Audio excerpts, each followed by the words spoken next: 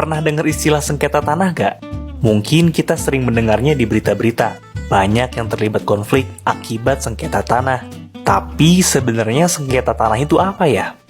Sederhananya, sengketa tanah ini dikenal sebagai konflik di mana sebidang atau beberapa bidang tanah yang kepemilikannya dipermasalahkan oleh dua pihak atau lebih. Pihak-pihak yang bertikai ini saling berebut untuk mengklaim kepemilikan tanah tersebut. Perselisihan ini bisa melibatkan orang perseorangan, bahkan bisa melibatkan pihak lain seperti korporasi serta pihak pemerintah. Menurut beberapa pendapat, akar masalah pertanahan ini disebabkan oleh banyak hal, seperti kurang tertibnya administrasi pertanahan masa lalu, ketimpangan struktur penguasaan dan pemilikan tanah, dan masih banyak lagi. Ada beberapa cara untuk menyelesaikan sebuah sengketa, seperti mediasi atau pengadilan. Ternyata sengketa tanah ini berat juga ya. Menurutmu, gimana ya caranya biar terhindar dari sengketa tanah ini?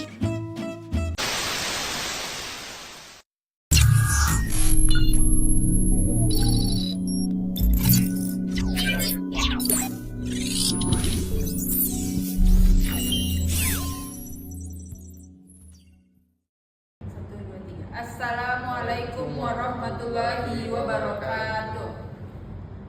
Berdirinya kami di sini, kami akan mempresentasikan tentang peran sertifikat tanah dalam menghindari sengketa tanah berdasarkan hukum agraria.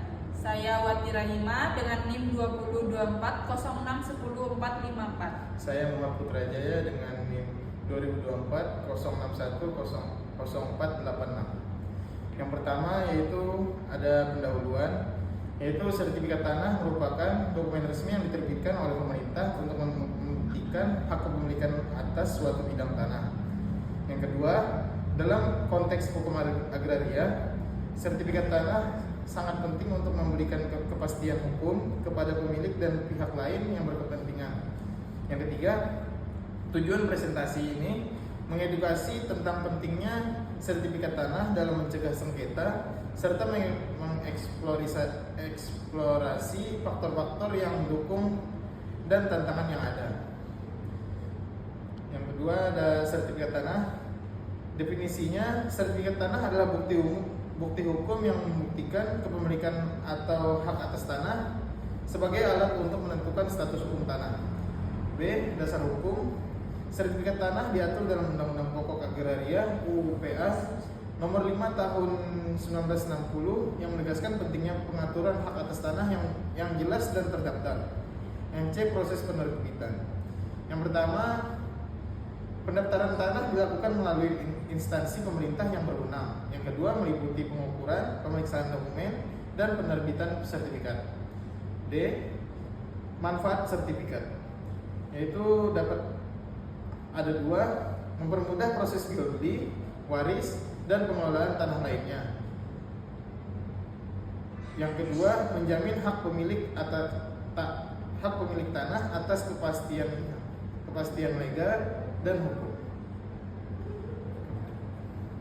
Yang ketiga, saya akan membahas tentang fungsi sertifikat tanah yang terdiri dari 3. Yang pertama, mencegah sengketa tanah, di mana keberadaan sertifikat memberikan kepastian hukum yang mencegah konflik di kemudian hari.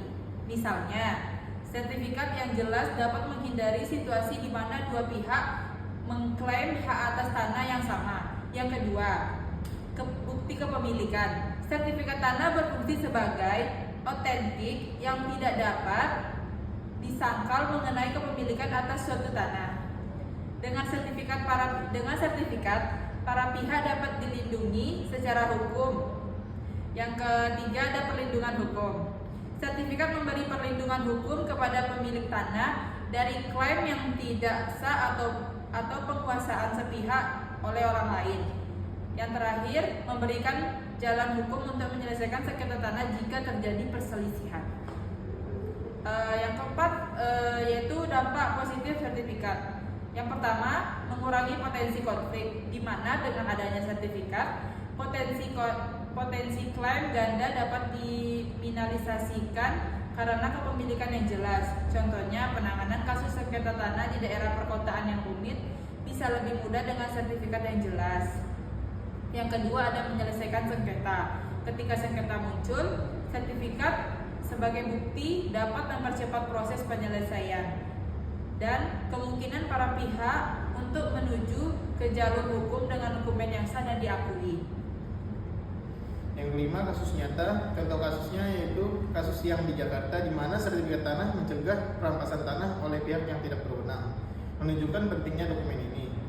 Penjelasan tentang langkah-langkah hukum yang diambil oleh pemegang sertifikat untuk mempertahankan hak atas tanah. Analisisnya, menganalisis bagaimana sertifikat tanah berperan dalam menentukan keputusan pengadilan. Yang kedua, pembahasan tentang bagaimana hasil dari kasus ini dapat menjadi studi kasus bagi penegakan hukum agraria di Indonesia. Yang keenam, tantangan dalam penerbitan sertifikat. Birokrasi. Yang pertama, birokrasi. Yang pertama, proses yang panjang dan seringkali berbelit-belit dalam penerbitan sertifikat. Yang kedua, ketidakjelasan prosedur dapat menyebabkan ketidakpuasan masyarakat. Yang nomor dua, kepemilikan tanah usang. Banyak tanah yang belum berstatus terdaftar, mengakibatkan masalah hukum di masa depan, kesulitan dalam mengidentifikasi pemilik sebenarnya. Yang terakhir, saya akan menjelaskan tentang kesimpulan. Sertifikat tanah berfungsi tidak hanya dapat sebagai dokumen kepemilikan, tetapi juga sebagai alat pencegah sengketa tanah. Pentingnya untuk meningkatkan kesadaran masyarakat tentang manfaat dan pentingnya sertifikat tanah.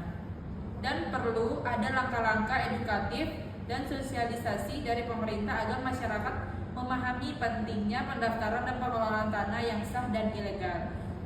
Sekian, terima kasih. Wassalamualaikum warahmatullahi wabarakatuh.